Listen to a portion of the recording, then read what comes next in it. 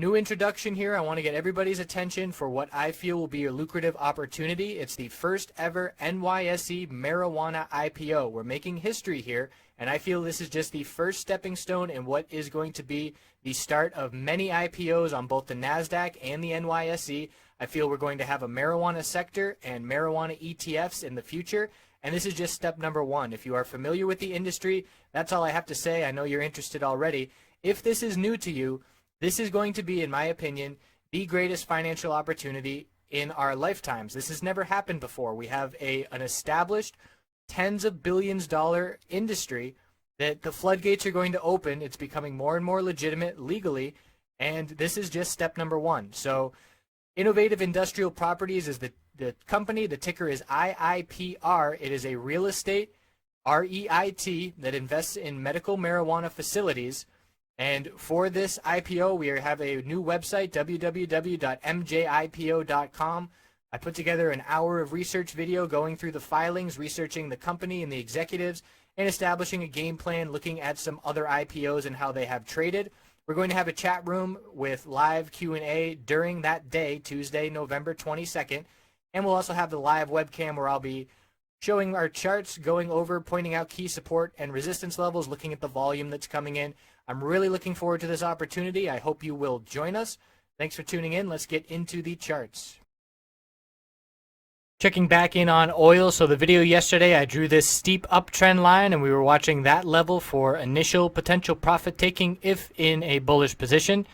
And as soon as it broke, we saw the consolidation begin, lower highs and lower lows, some pretty big bear volume. Bulls showed up today with a big move, but obviously they could not hold on to that gain. And 48.50 is now establishing itself as a resistance level with candles topping out at 48.49 and 48.56 and rejecting both times. So the new support built is down at the low here of 47.15, and still watching this longer term uptrend line on the hourly time frame. We're still holding that, and I do anticipate to get closer and closer to testing this level over the next day or two as we continue to consolidate. So consolidation was expected. The RSI on the hourly and the 4-hour was very overbought. There's that same trend line here on the 4-hour chart.